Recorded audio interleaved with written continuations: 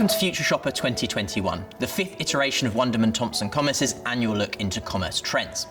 This year, Future Shopper is truly global, with 28,000 consumers across 17 countries being interviewed, with surveys taking place in April 2021.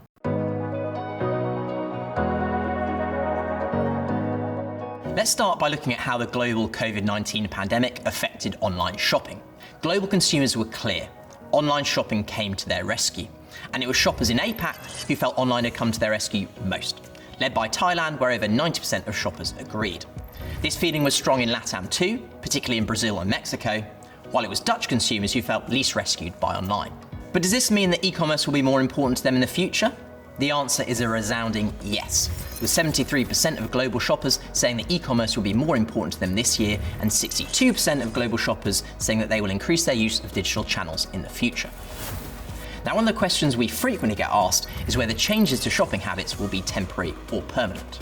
Our research tells us that these changes are here to stay, with 80% of consumers saying that their shopping habits have changed for good, and just 8% saying they will revert back to their pre-pandemic habits. Changes in shopping behaviours were particularly pronounced in LATAM, with the biggest changes being seen in Argentina, Brazil and Mexico, while it was the Europeans in France, the Netherlands and Germany whose habits will change the least.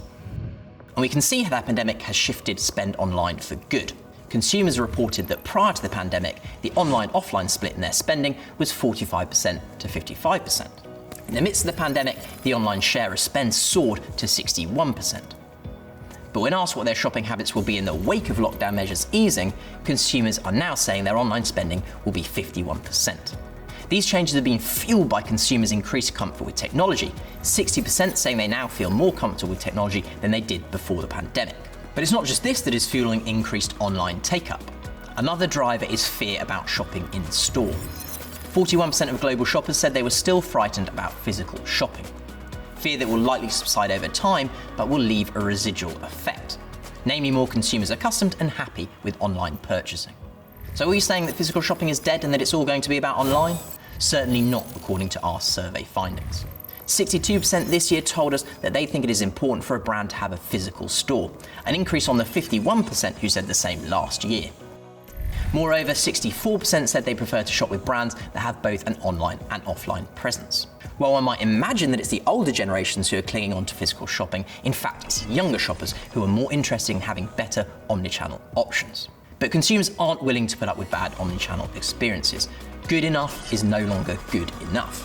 When it comes to omnichannel, 59% of consumers said they wish brands would communicate seamlessly across channels, both digital and physical. While 3/4 of shoppers told us retailers and brands needed to get better at giving the products, services and experience they want. And getting this right is vitally important, because over half say they won't shop with anyone who doesn't meet their digital expectations. This is particularly true across Asia. Thailand tops this list, where 95% of shoppers say they want better products, services and experiences online, closely followed by China and Mexico. China is also way out in front in terms of the proportion of consumers who say they will refuse to shop with anyone who doesn't meet their expectations.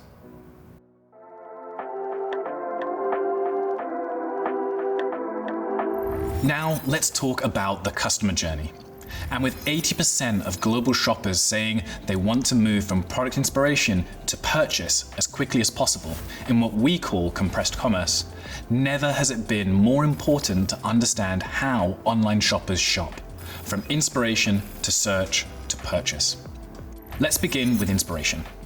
Consumers are looking for inspiration in a richer variety of places than ever before. Amazon is the most popular source of inspiration across several markets, the US, UK, Germany, and Spain, while Mercado Libre is the most popular channel in Latin America.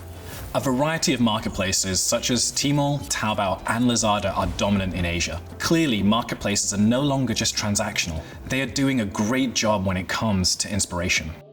But it's not all doom and gloom for anyone who isn't a marketplace. In Asia, the US, and Australia, for example, social media is now the second most popular place that consumers look for inspiration.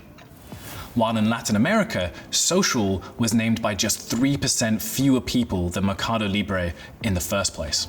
In India, close to 1 in 5 online shoppers say they take inspiration from retailers' mobile apps. whilst in Indonesia and Thailand, 28% and 23% respectively say they get ideas from aggregator and delivery apps. This highlights yet another emerging global trend to watch. Finally, a global high of 29% of shoppers in China said they used branded, direct-to-consumer sites as a source of inspiration. Then there's search. A decade ago, the idea that Google could be matched on search would have been unthinkable. Now, in several key markets around the world, Amazon has comfortably overtaken it when people are searching for products to buy. In fact, 38% of global online shoppers search on Amazon. Marketplaces across the world are strong when it comes to search. In nearly all markets, the top 2 consumer preferences for search were either Amazon or other marketplaces in first place, then search engines. But the big mover in this year's survey was undoubtedly social media. Mentioned by just 8% of respondents in last year's report, social is now the 4th favorite search option overall, used by 27% of them. An even higher proportion of shoppers use social media for search in India, the UAE, and Latin America. In Australia, meanwhile, retailer sites rank as the 2nd most popular search option, behind search engines and 3rd most popular in Europe. And what about purchasing? Where do global online shoppers actually transact? The answer is marketplaces, a category which includes the likes of Alibaba, JD.com, Lazada, eBay, and Gumtree. These account for 23% of overall spend, pushing Amazon into 3rd place with 14% after supermarkets and grocers with 18%. And if you combine the figures for other marketplaces and Amazon, a very clear picture begins to emerge, that marketplaces are dominating digital consumer spend the world over, meaning that marketplaces account for 42% of all online spend. Another standout worth talking about is aggregators and delivery apps, which accounted for an 11% share of the global digital wallet, more than branded websites and apps. This development is spearheaded by countries like Indonesia and Thailand, where aggregators have overtaken supermarkets and grocery retailers. So that's where online purchasing takes place. But what drives it? Clearly, price is still key. Overall, 95% of shoppers said price was important, but we can see from the rest of the answers, accurate product descriptions, ease in finding products, stock availability, convenient free and speedy delivery, customer service, and so on, that consumers judge value on more than just price alone. Yes, they want to feel they are getting a good deal, but they also want the right kind of experience.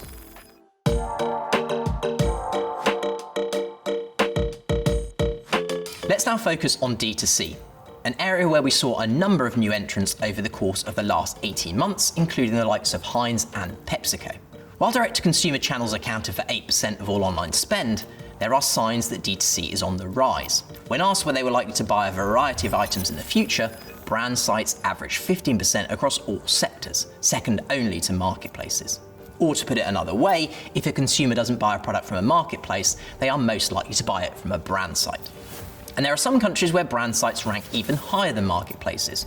In Australia, France, and Colombia, D2C is the single most popular online channel. In the UK, Brazil, Netherlands, and the UAE, it is 2nd. There are some industries where D2C is particularly strong. For example, across all markets we surveyed, consumers said they were most likely to buy clothing and fashion items direct from brand sites.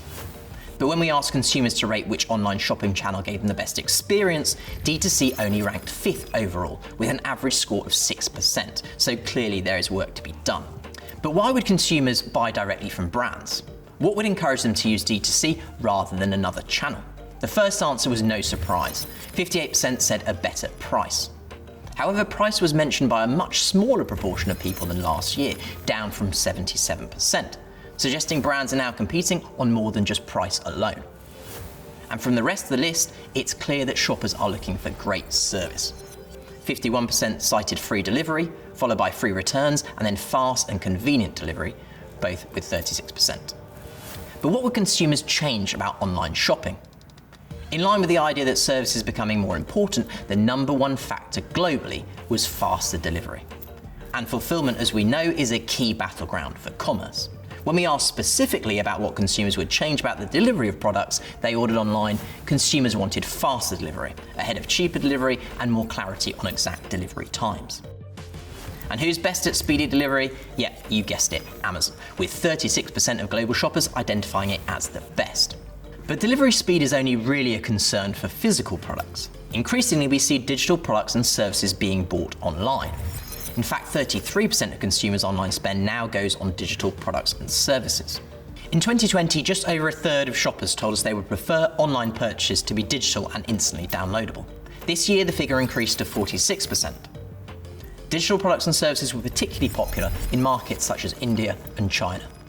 So, more than ever, businesses need to start thinking about which of their products and services they can digitize.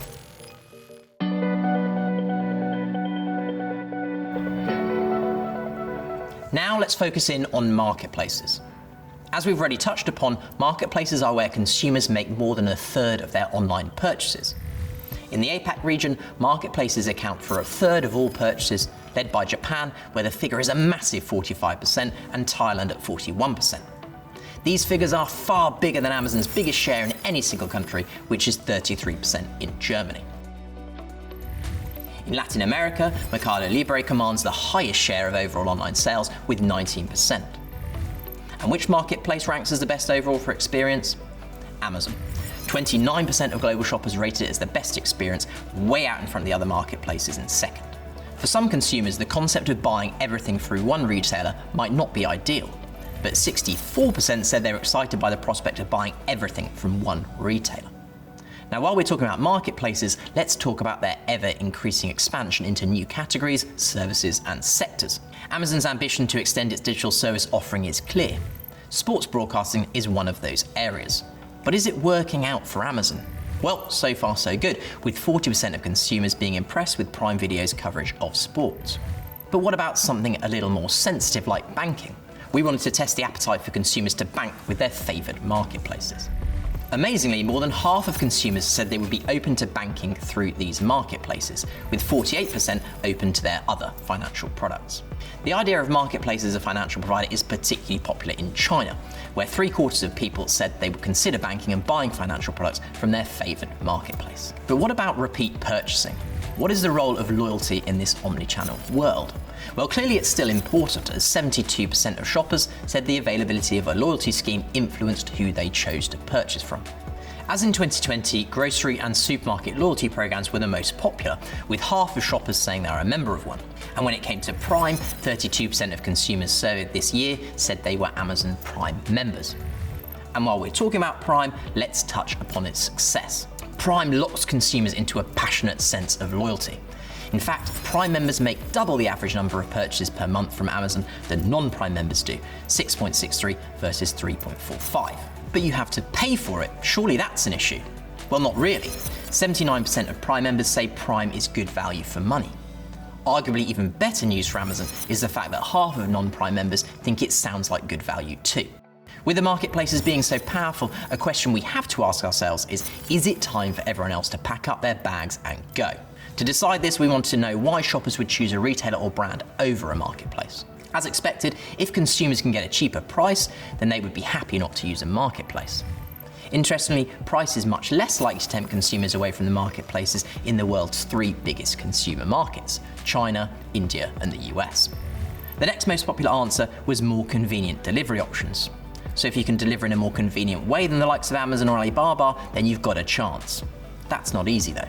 Equally fascinating is the fact that 19% of people say a more attractive loyalty program would make them look elsewhere.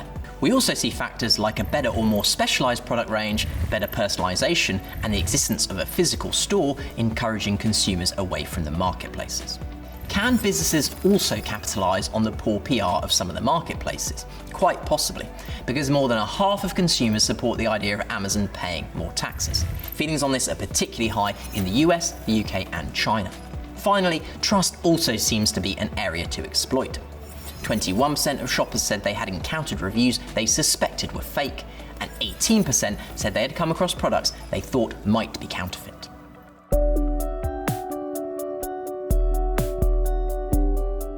Now let's move away from marketplaces and look at one of the biggest emerging channels in online selling: social commerce. In our 2019 research of digital commerce leaders, they told us that they believed that social commerce would be the #1 online sales channel in 10 years' time. And that should be no surprise given that 44% of all consumers we spoke to said they have already bought from a social platform.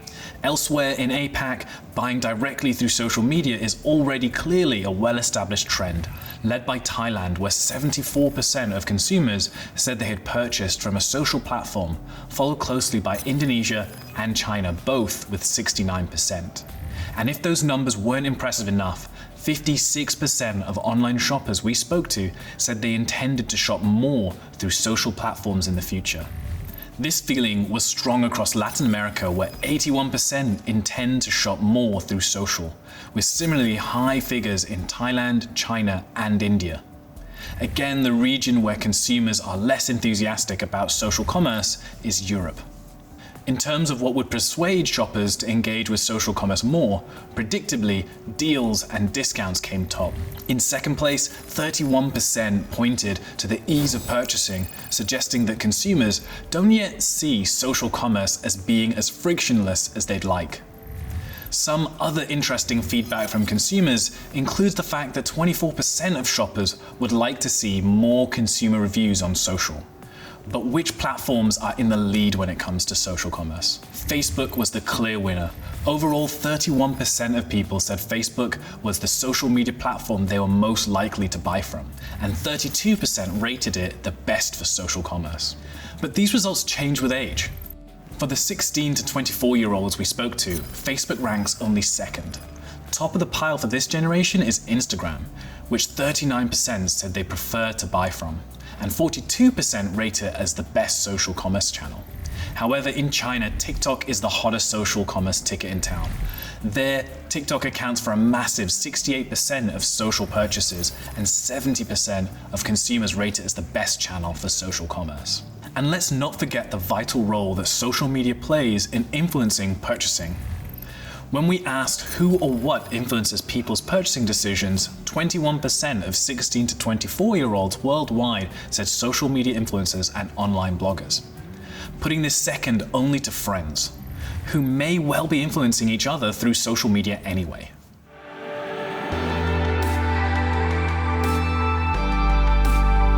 Now let's touch quickly on ethics and sustainability. Over the last few years, there's been lots more noise about ethics and sustainability when it comes to shopping, and online shopping is no exception. Nearly 3/4 of global shoppers said they wish brands and retailers would offer better environmental practices, such as less packaging, reduced carbon footprint, and eco-delivery vehicles. Exactly the same figure as last year.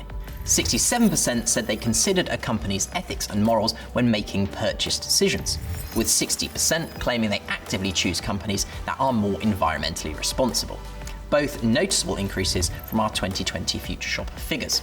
A brand's ethical and environmental credentials are also something that influences younger shoppers considerably more than older generations. Close to 3/4 of under 45s we spoke to said a company's ethics and morals play an active role in their purchasing decisions, dropping sharply to 58% of over 45s. But before we move on, we must remember to take this data with a pinch of salt. Other research that we've conducted indicates that while consumers talk a good game about the environment, sustainability, and ethics, when push comes to shove, in the world of e-commerce, these sentiments are often overtaken by a desire for range, ease, speed, and convenience. Or to put it another way, consumers want the best of both worlds. More products delivered to them faster and more conveniently, with the ability to easily return them, but without any impact on the environment.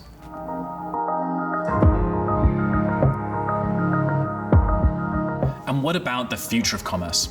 We wanted to delve into some of the technologies that we think consumers will be embracing, technology that businesses need to be planning for the future. One thing's clear, retailers and brands need to do more. 2/3 of consumers told us they wish brands and retailers would be more digitally innovative, a notable increase on the 52% who said the same in 2020. Consumers in APAC and LATAM are particularly keen to see more innovation from brands and retailers they shop with. So let's delve into some of the tech that consumers might want to see. We've probably all got more comfortable with cashless payments in the last 18 months, and 60% of global shoppers said they were excited about a future with cashless payments, another big increase on 2020 when the figure was just 44%. And another big trend in APAC where the figure in China, Thailand, India, and Indonesia was over 80%. In addition, 62% said they were excited about no checkout, no queue stores like Amazon Go. And when it comes to cashless, it's not just about cards or apps. It could also mean biometric payments or using parts of your body like fingerprint, palm, or face scans to authorize cashless payments. And then there's voice. 38% of consumers told us they currently use or have used smart assistants to make purchases online. In terms of adoption, the US leads with 59% of consumers claiming to use smart assistants to make purchases. Other strong markets include the UAE, China, and Mexico. However, in both Germany and the Netherlands, we saw a high percentage of users seemingly disinterested in the technology. And what about different ways of purchasing? There's always ongoing discussions about subscriptions and their popularity. So what does our data tell us? Well, it says that 38% of global shoppers are signed up for 1 to 3 subscription services, which incidentally is down from 56% last year. And what of automated purchasing or programmatic commerce, where machines make purchasing decisions on behalf of shoppers? Last year, just under a quarter of people we spoke to said they had used one of these services, rising up to close to a third this year. In addition, another 20% haven't used such technology yet, but intend to do so in the future. High popularity in APAC has no doubt boosted this year's figures. Across the continent, 38% of consumers say they've used programmatic commerce, reaching a peak in India of 60%. And what about a personal favorite of mine, gaming commerce? While some might consider this niche, 56% of global gamers said that they would be interested in buying products for their digital selves or avatars. As you might expect, there is a clear age split. 2/3 of 16 to 44-year-olds spend via gaming platforms, falling to just 25% of over 55s.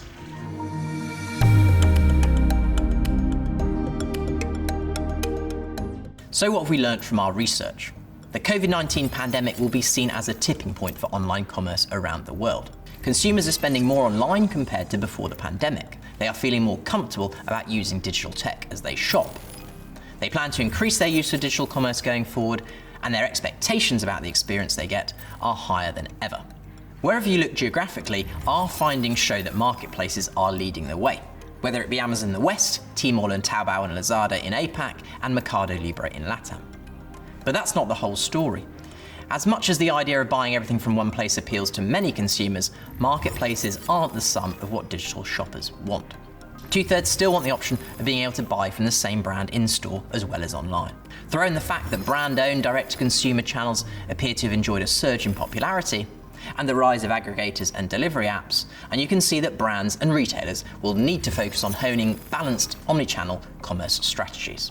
We hope you found this presentation useful. For more information, download the full report, or even better, get in touch with our expert team to find out how we can help you win in the new world of commerce.